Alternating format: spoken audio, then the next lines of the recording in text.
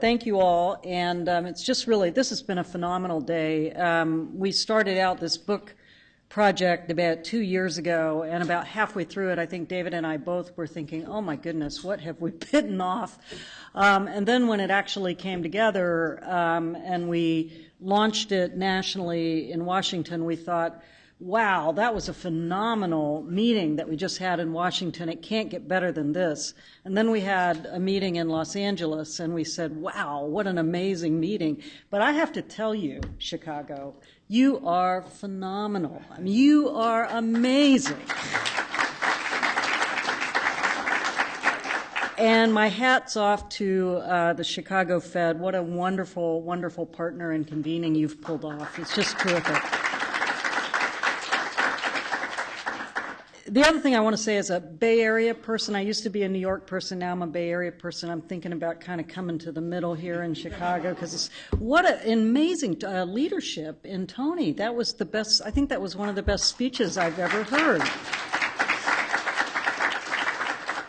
So I've learned an awful lot by being a part of this gathering today.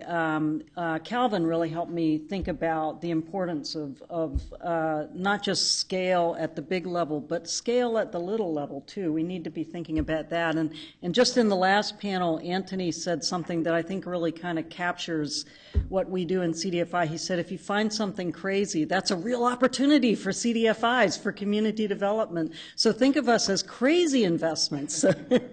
But I could not say enough about the importance of partnership. We've had a wonderful partnership with the Federal Reserve. Many of you have had that here in the room. We have also had a phenomenal partnership with one of our strongest supporters, which is Citibank and Citi Foundation. And Brandy McHale is going to speak to you in just a moment. But for those of you who don't know, the Citi Foundation supported LIF as we took on this 2-year project of putting the book together. And we really could not have done it without their partnership and honestly without their thought leadership in addition to their financial support. It really has been a collaboration among partners and among friends. There are certain people as you go through your career that kind of stand out to you and break past the professional barrier and really help you advance the ideas that you're thinking of. And I have to say that Brandy McHale is one of those people. She has been a partner to LIF.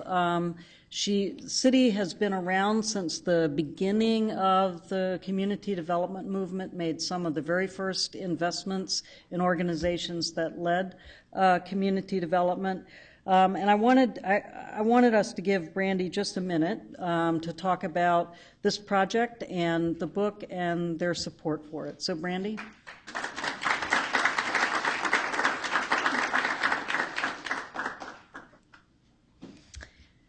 So thanks to those of you who are still sticking it out. We know it's been a long but invigorating day. I promise you I'm going to be very brief. And I just want to say that providing funding for the Investing in What Works publication, and more importantly, this dialogue, has really been one of our most important investments. And that's not just because Nancy gave me the super embarrassing introduction that she just gave me, although I appreciate it, Nancy. Thank you. We really started with this initially because we were worried about what's going to happen in an environment of shrinking resources. How do we take what we have and get more out of it? That's really where it started. And once the chapters started to be authored, and once we started to all get together in rooms, it took on something even more important for us. And I'm particularly struck by, there's a chapter in the book that's written by a woman named Cynthia Duncan who talks about rural development. And she was it's really buried in the middle, so you really have to, find it. But she said that people working in rural development often end up in 3 places in their career. They either decide to just exit because they just sort of get really burnt out and tired. They end up being tagged as loyalists, sort of really focused saying, you know what, we're just going to keep doing what we've been doing. It's kind of working at the edges and, no one else is going to support us, and so we're just going to keep going, and it's getting us this far. And then there are people that she describes as taking on voice. And that what they really do is they start to advocate for something different, for something that is really outside of what they initially thought, and actually we don't always know where it's going to take us. And so that's really what this project became for us, was a chance to really give voice. David, in his chapter, actually gave a title to the kind of organizations that are committed to this notion of giving voice to new ways of working. And he referred to it as the quarterback, and that seems to have some real sticking power. And the fact that it's a quarterback is entrepreneurial, they're data-driven, not just so they can report on what they're doing, but one of my favorite expressions is this sense and respond notion, that they can use data to make course corrections. They focus on breaking down silos between people and place, and we certainly heard a lot about that today. And I would add, after the last panel, that they also focus on clarifying what the real risk is and isn't. And then Angela Blackwell, in her chapter, added something that I think is incredibly important by reminding us that community interventions and players, such as the quarterbacks described in the book and who we met earlier this morning, that they really work and are at their best when they're also connected to policy and to policymakers. And that good policy really works best when it's connected to community players that are really pushing the innovation agenda. And so we're excited about our partnership with LIF and with all of you and about this event today, in part because we're doing what we set out to do, which was to catalyze a dialogue. And we're giving voice to this new model and new innovative thinking. But we know that dialogue isn't enough. And certainly this last panel makes us feel even bolder about that. And so, but we're also not naive about it. There are a couple authors in the book. Angela Blanchard, who was cited a couple times today, she actually writes, and I underline this in very plain language in the book, playing this role isn't free.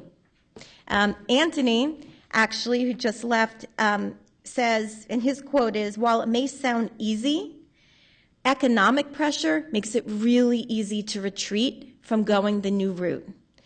And so while we're enjoying the dialogue today, we want to push beyond dialogue to action. For those of you that are here today, you're the first to hear that the City Foundation Board has just approved us making a $3.7 million investment with LIF to actually make sub-grants to community leaders who want to pursue this idea of the community quarterback, so that you would have real dollars available to you to actually work on these silo-busting initiatives. So more to come, more details. Thank you. The other piece of this is, and I'm looking around the room at my colleagues from MacArthur, is I want to say that we know that whatever we do is just a fraction of what's needed. And so the other piece of this is that we're committing to all of you in this room whose ideas we're investing in and whose organizations we want to support, that we also want to bring other funders to the table and work with our peers to help shape their thinking about how we deploy resources. So we will continue on a parallel track to also provide opportunities to engage with other funders and investors so they can invest in your organizations and we can get to where we want to go. So I just want to again, thank all of you. I want to thank the Federal Reserve, both here in Chicago and in San Francisco, for all of your work, our partners at LIF, the local sponsors for today's program, CFSI, MacArthur, IFF. We really appreciate the opportunity to be here with you today and look forward to what comes next. Thank you.